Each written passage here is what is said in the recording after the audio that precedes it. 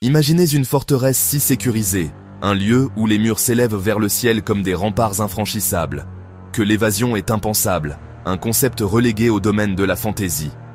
Chaque barrière, chaque fil barbelé, chaque tour de guet est une promesse de confinement absolu.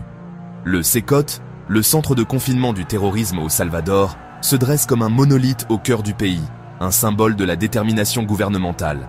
A été construit pour mettre fin au règne de gangs violents qui ont longtemps terrorisé les communautés et défié l'autorité de l'État. Comme le MS-13, tristement célèbre pour sa brutalité et son emprise sur le territoire, et Barrio 18, son rival acharné, tout aussi implacable dans sa quête de pouvoir. En 2022, une répression massive, orchestrée avec une détermination sans faille, a conduit à plus de 70 000 arrestations, un chiffre stupéfiant qui témoigne de l'ampleur du problème et de la réponse apportée. Près de 2% de la population adulte, un taux d'incarcération sans précédent, plaçant le Salvador au centre d'un débat mondial sur la justice et la sécurité. Le gouvernement avait besoin d'un symbole de tolérance zéro, une déclaration audacieuse de son engagement à éradiquer la criminalité. Le CECOT est devenu ce symbole, une forteresse impénétrable dressée contre les forces du chaos. Conçue pour 40 000 détenus, un nombre qui défie l'imagination, c'est la plus grande prison de ce type au monde. Une prouesse d'ingénierie et un témoignage de la détermination du gouvernement. Une expérience radicale en matière de sécurité, intégrant les technologies les plus avancées pour assurer un contrôle total. Mais que se passe-t-il réellement à l'intérieur de ces murs massifs? Quels secrets sont cachés dans les profondeurs du CECOT? L'histoire officielle est celle de l'ordre et du contrôle, d'une discipline de fer et d'une surveillance constante. Mais la vérité est entourée de secrets, enveloppée d'un voile d'opacité qui alimente les spéculations et les inquiétudes. Sans aucun contact autorisé avec le monde extérieur, les détenus sont coupés de leurs familles, de leurs avocats, de tout lien avec la société. Les questions de justice et d'innocence persistent, hantant les couloirs du CECOT et soulevant des doutes sur l'équité du système. Le CECOT est plus qu'une prison, une simple structure de béton et d'acier. C'est une boîte noire, un lieu de mystère et d'incertitude, où les règles sont différentes et les conséquences imprévisibles. Enfermant des milliers de vies est le véritable coût de la paix, un prix élevé payé en liberté et en espoir. Le CECOT n'est pas une question de réhabilitation, mais de confinement. Construit sur 165 hectares, ces 8 modules sont entourés de couches de béton, de barbelés et d'un mur de 9 mètres. Une clôture électrique de 3 mètres et 19 tours de guet rendent toute évasion impossible. Plus de 600 soldats patrouillant le terrain, tandis que des brouilleurs de signaux bloquent toute communication. L'entrée nécessite de passer par plusieurs points de contrôle, des rayons X et des fouilles exhaustives. Chaque détail est conçu pour écraser l'espoir et effacer l'idée d'évasion. Le CECOT est une forteresse pour les vivants, une arme psychologique autant que physique. À l'intérieur de ces murs, les détenus sont complètement coupés du monde extérieur, isolés de tout ce qui leur était familier et réconfortant. C'est un isolement qui pèse lourdement sur leur morale et leur esprit. Pas de visite de la famille ou des amis, pas d'appel téléphonique pour entendre une voix familière, pas de lettres réconfortantes. La communication avec le monde extérieur est réduite au strict minimum, voire inexistante. Les cellules sont surpeuplées, entassant parfois jusqu'à 150 hommes dans un seul espace confiné, dans des espaces sans fenêtres, privés de lumière naturelle, avec des lits superposés nus en métal et des toilettes minimales, offrant peu d'intimité ou de confort. Les lumières fluorescentes restent allumées 24h/24 et 7/7, créant une ambiance artificielle et perturbant les cycles naturels du sommeil. Il n'y a pas de lumière du soleil pour réchauffer la peau, pas d'air frais pour purifier l'esprit, seulement du béton froid et omniprésent, et une surveillance constante qui ne faiblit jamais. Les repas sont basiques et répétitifs, souvent fades et sans saveur, conçus uniquement pour la survie physique, sans aucune considération pour la santé ou le bien-être nutritionnel. L'hygiène est strictement contrôlée, tête rasée toutes les 2 semaines.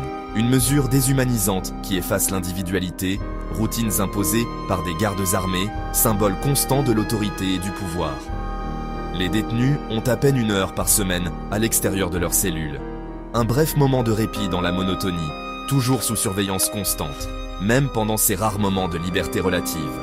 Toute désobéissance, même mineure, entraîne l'isolement immédiat. Une boîte en béton nue et stérile, délibérément conçue pour briser l'esprit et anéantir toute résistance. La vie, ici, est entièrement une question de contrôle absolu, de privation sensorielle et émotionnelle, et de lente érosion progressive de l'identité, jusqu'à ce qu'il ne reste plus qu'une coquille vide. The bodies of the inmates serve as canvases, each tattoo a chapter in a brutal biography. Les tatouages sur le corps des détenus racontent des histoires de violence et d'allégeance, a visual language of the streets, etched onto skin. MS Stein, a name that echoes through the corridors of power and fear. Barrio 18, rivals in a deadly game with no rules. Devise définie par le crime, where loyalty is currency and violence is the only language understood. These marks are not just decorations, they are declarations. À l'intérieur du Sécote, des membres de gangs rivaux, once kings of their domain, sont forcés de coexister dans les mêmes cellules exiguës. A pressure cooker of forced proximity. Les anciennes hiérarchies et structures de pouvoir sont effacées. The pecking order of the streets means nothing here. Tout le monde est déchu de son statut. The Great Equalizer. Une surveillance constante et une discipline sévère. The ever watchful eye, the iron fist. Supprimant la violence, or at least attempts to. Rendant les symboles de gangs impuissants. The ink remains, but the power it once held is gone. La stratégie de la prison, a calculated gamble. Neutraliser la culture des gangs, to dismantle the very foundations of their existence. En brisant sa structure et en imposant un nouvel ordre. A new world order, within these walls. Les tatouages restent comme des reliques, ghosts of a former life. Mais leur signification est perdue. Faded ink on defeated men. Le Sécote est une expérience psychologique. A social experiment on a grand, and perhaps cruel, scale.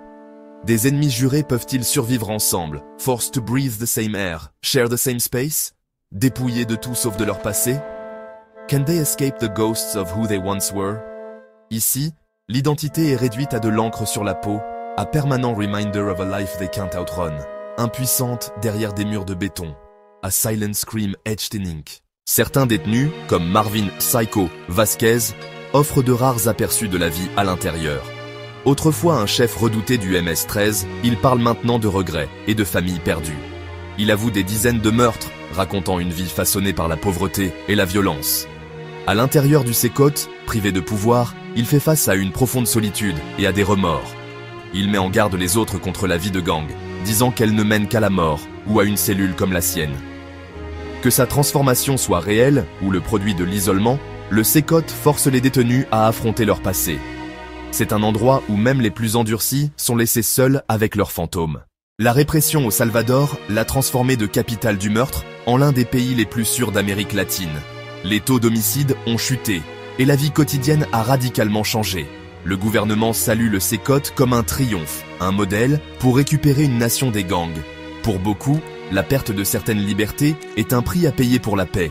Mais les groupes de défense des droits de l'homme mettent en garde contre les abus, les arrestations arbitraires et la disparition des garanties légales. Est-ce une véritable justice ou juste un contrôle étatique?